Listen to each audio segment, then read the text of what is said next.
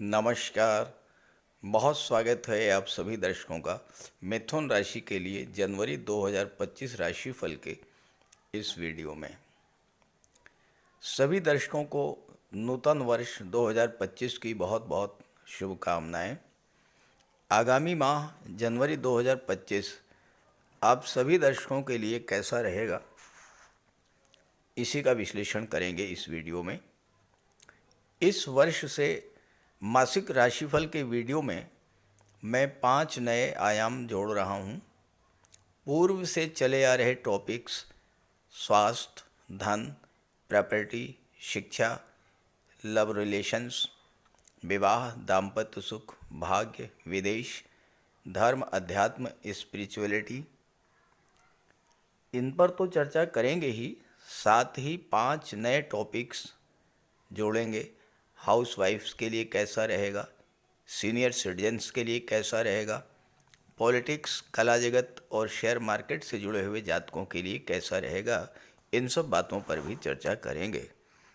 तो जनवरी 2025 मिथुन राशि के लिए किन किन खुशियों की सौगात लेकर आ रहा है, इसी का विश्लेषण करेंगे इस वीडियो में।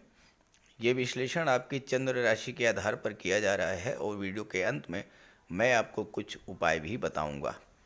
दूसरी महत्वपूर्ण बात, मैं ज़्यादा से ज़्यादा दर्शकों की समस्याओं का समाधान करना चाहता हूं, लेकिन समय के अभाव के कारण ऐसा नहीं कर पाता, इसलिए एक नई शुरुआत करने जा रहा हूं।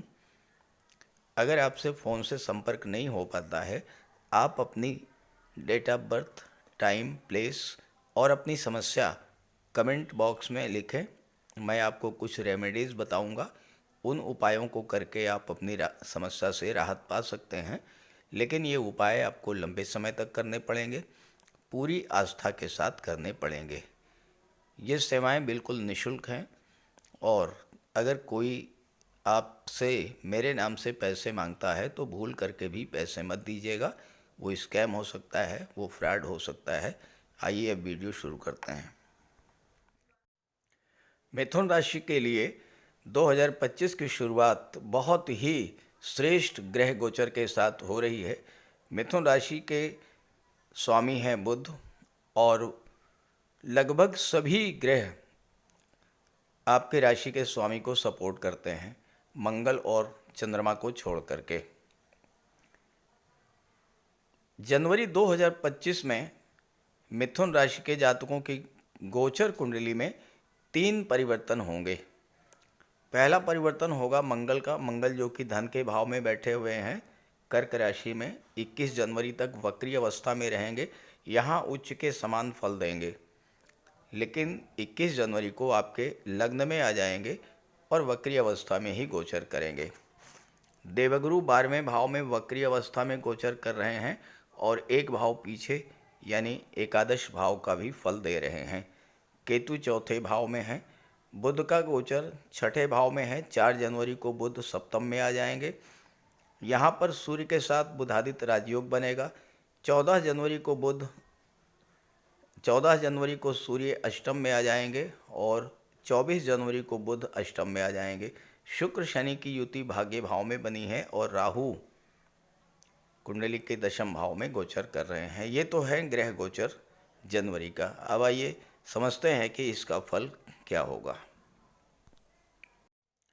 सबसे बड़ी बात जो मैं मिथुन राशि के जातकों से कहना चाहूँगा वो ये है कि जितना ज़्यादा से ज़्यादा लाभ आप 2025 का ले सकते हैं उतना लाभ ले लीजिए, क्योंकि 2025 में मिथुन राशि के जातकों पर ना तो शनि की साढ़े साती है और ना ही शनि की ढैया प्रभावी है, और इसलिए ये वर्ष एक ऐसा वर्ष होने जा रहा है जिसमें ज़्यादा से ज़्यादा लाभ आपको मिलने जा रहा है।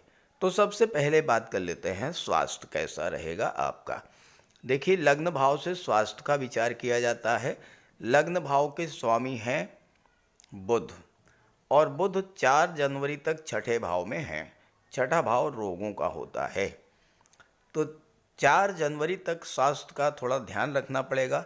स्किन प्रॉब्लम है, एलर्जी है, कोल्ड कफ है, इस तरह की समस्याएं आपके सामने आ सकती हैं। लेकिन 4 जनवरी से जैसे ही बुध आपके सप्तम भाव में आ जाएंगे। बुध सूर्य का बुधादित्य राजयोग बनेगा और बुध की दृष्टि आपके लग्न पर पड़ेगी, तो स्वास्थ्य संबंधी समस्याएं जो है वो समाप्त हो जाएंगी।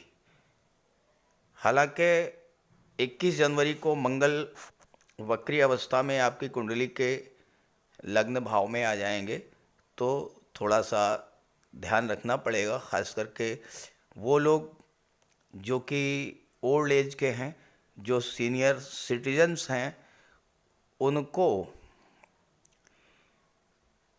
Heart problem, angina pain, migraine, सिर दर्द जो या ब्लड संबंधी बीमारियों से जो पीड़ित हैं, उन्हें विशेष ध्यान रखना पड़ेगा, क्योंकि मंगल की दृष्टि 8वें भाव पर पड़ेगी और सूर्य जो हैं वो अष्टम भाव में गोचर करेंगे, तो विशेष सावधानी रखनी होगी। नंबर 1 तो हो गई स्वास्थ्य की बात।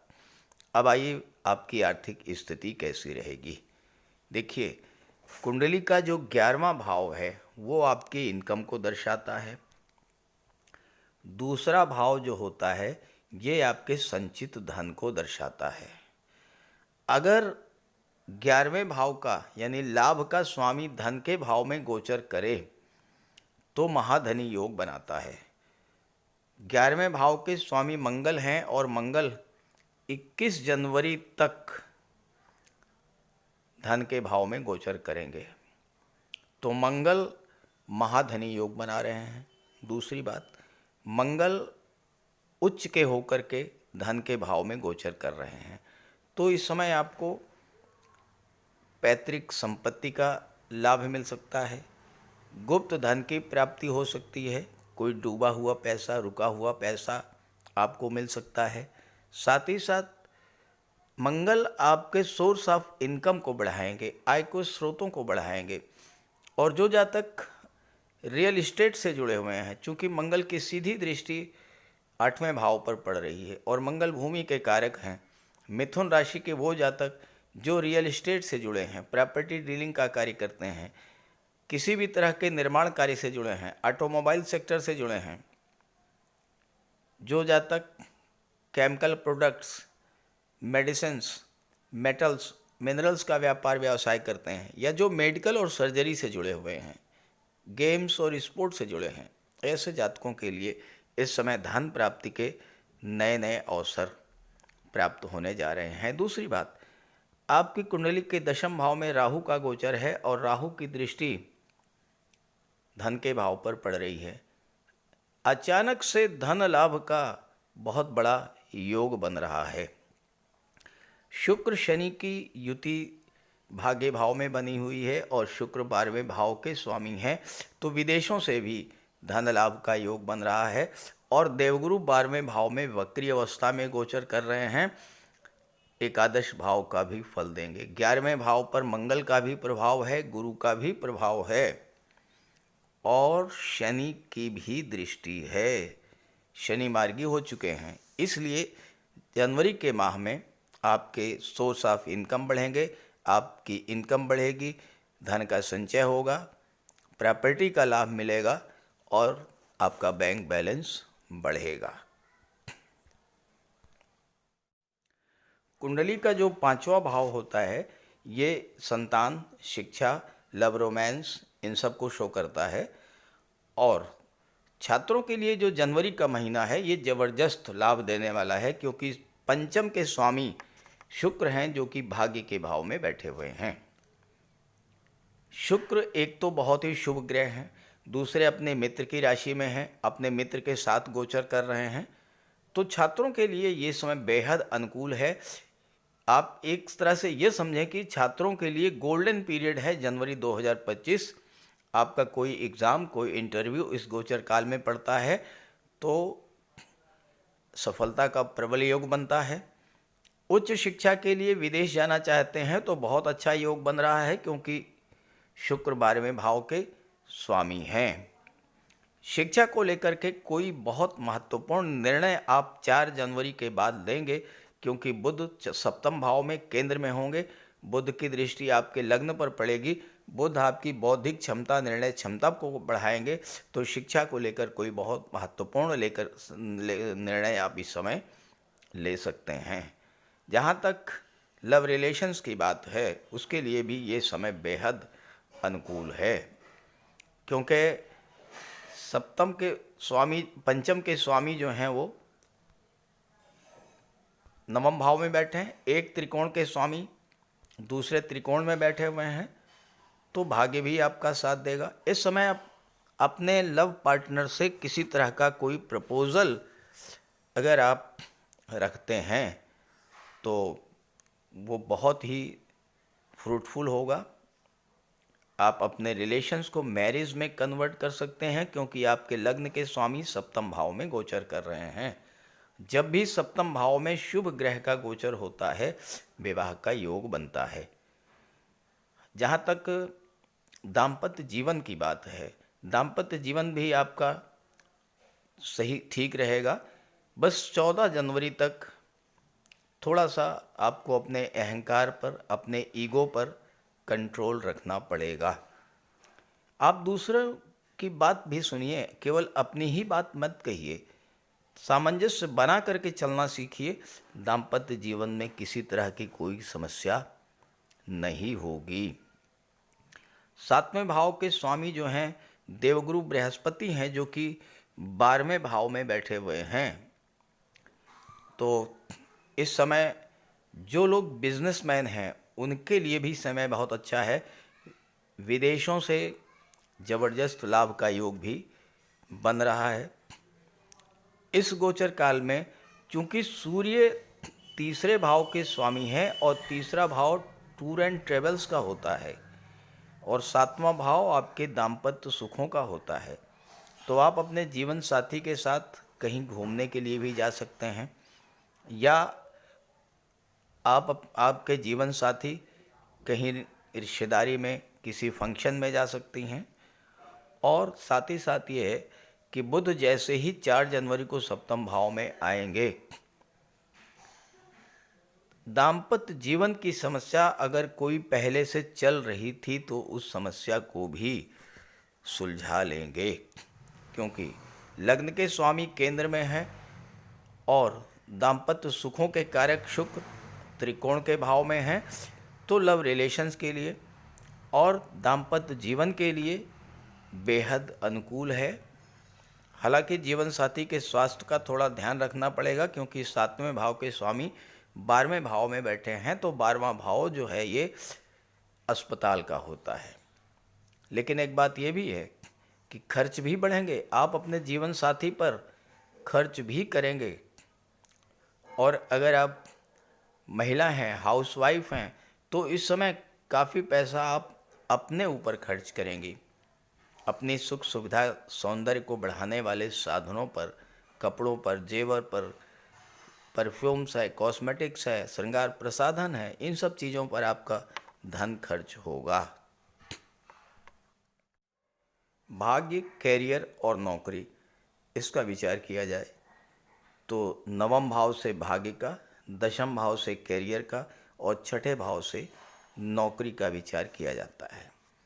भाग्य का स्वामी भाग्य के ही भाव में गोचर कर रहा है और अपने परम मित्र शुक्र के साथ गोचर कर रहा है, तो इससे अच्छी स्थिति क्या हो सकती है। लक सपोर्ट करेगा पूरी तरह से। भाग्य का जो धीमापन, भाग्य में जो गतिरोध अभी तक शनि के कारण बना हुआ था, जैसे ही शुक्र यहाँ पर आए हैं 28 दिसंबर को, भाग्य का पूरा पूरा साथ आपको मिलने लगा है। 4 जनवरी को बुध जैसे ही सप्तम में आएंगे और बुध की दृष्टि, सूर्य की दृष्टि आपके लग्न पर आएगी, आपकी बौद्धिक क्षमता, आपकी निर्णय क्षमता, आपका आत्मबल, आत्मविश्वास बहुत तेज़ी के साथ बढ़ेगा और आप कैरियर को लेकर के कोई बड़ा फैसला इस समय लेंगे। कुछ सोचा था आपने, वो आप करेंगे।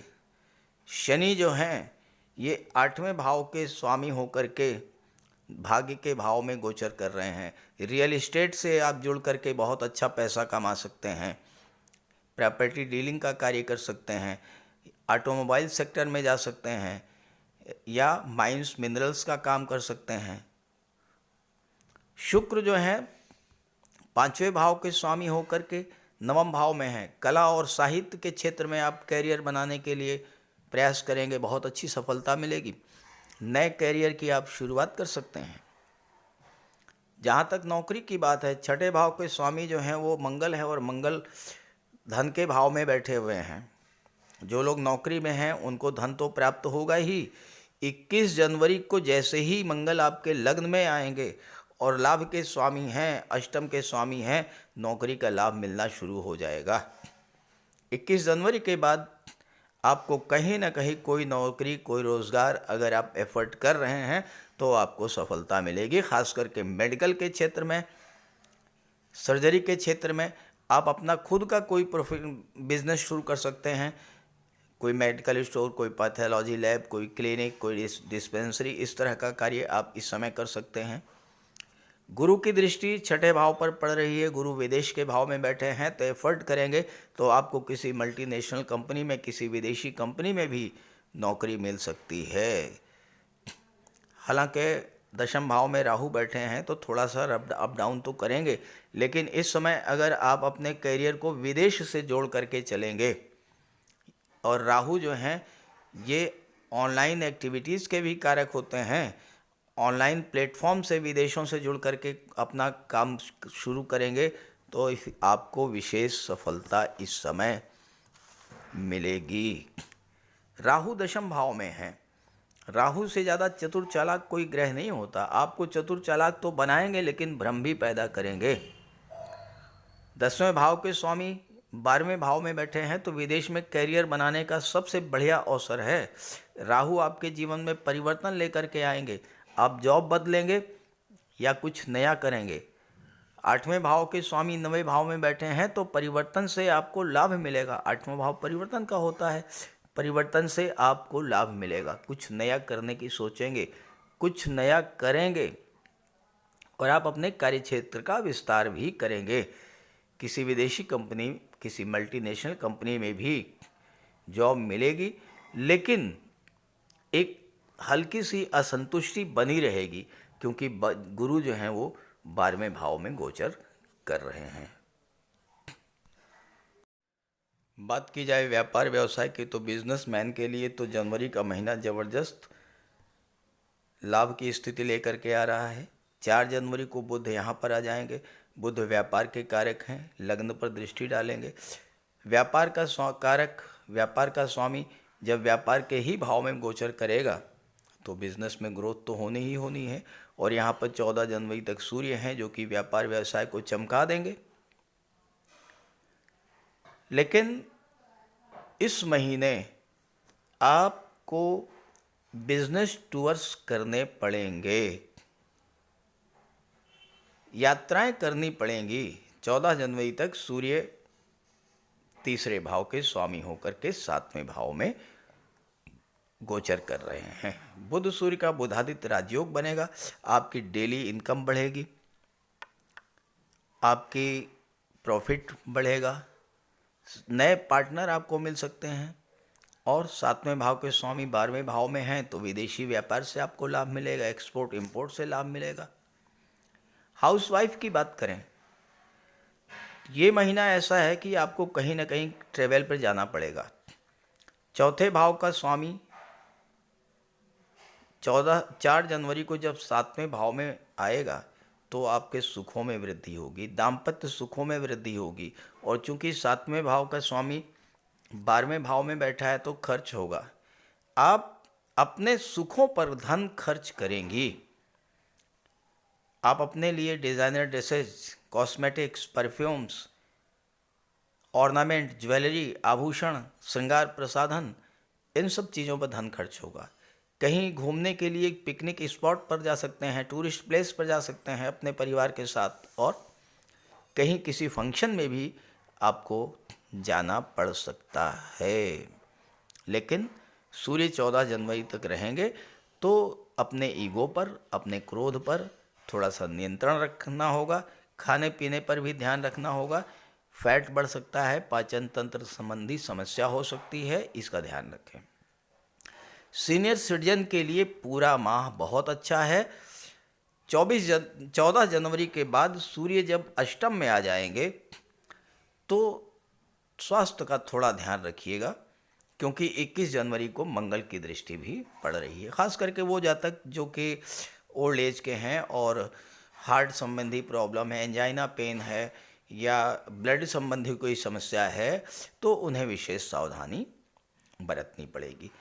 जहाँ तक शेयर मार्केट की बात है, पंचम का स्वामी भाग्य के भाव में बैठा हुआ है, 11वें भाव का स्वामी धन के भाव में बैठा हुआ है, तो शेयर मार्केट से जुड़े हुए जातकों के लिए ये समय बेहद अनुकूल है, जबरदस्त लाभ होगा।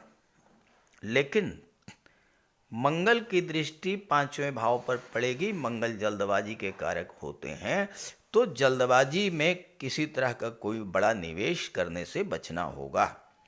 जहाँ तक राजनीति की बात है, चौथे भाव में केतु हैं, 10वें भाव में राहु बैठे हैं। जो लोग पॉलिटिक्स से जुड़े हुए हैं, थोड़ा अप डाउन्स तो देखने को मिलेगा। बड़े सपने देखें और उसे पूरा करने का प्रयास करें। जहाँ तक कला जगत की बात है, शुक्र और शनि दोनों की दृष्टि तीसरे भाव पर पड़ रही है। तीसरा भाव आपकी कम्युनिकेशन पावर का होता है, ऑनलाइन प्लेटफॉर्म का होता है, सोशल मीडिया का होता है।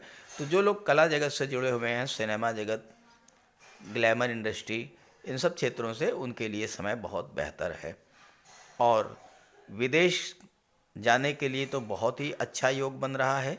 गुरु स्वयं बैठे हुए हैं 12वें भाव में, साथ ही साथ विदेशों से धन भी आपको प्राप्त होगा। कुछ उपाय बता दे रहा हूँ, जरूर कीजिएगा, उससे आपको लाभ मिलेगा। एक तो गुरु के बीज मंत्र का जाप करिएगा। प्रत्येक गुरुवार के दिन स्नान करने के जल में थोड़ा सा हल्दी मिला करके स्नान कीजिएगा और हल्दी या केसर का तिलक लगाइएगा। तो इससे आपका करियर और फैमिली लाइफ बेहतर रहेगा। और बुधवार के दिन शाम को बुध का बीज मंत्र जाप कीजिएगा। इससे आपका मन शांत रहेगा, दाम्पत्य जीवन सुखी होगी और आपकी बौद्धिक क्षमता में वृद्धि होगी। तो ये उपाय कीजिए, आपके लिए समय बहुत अच्छा आया है, इस समय का लाभ उठाइए। ये वीडियो, ये जानकारी अपने साथियों मित्रों को भी ज़रूर शेयर कीजिए। नमस्कार।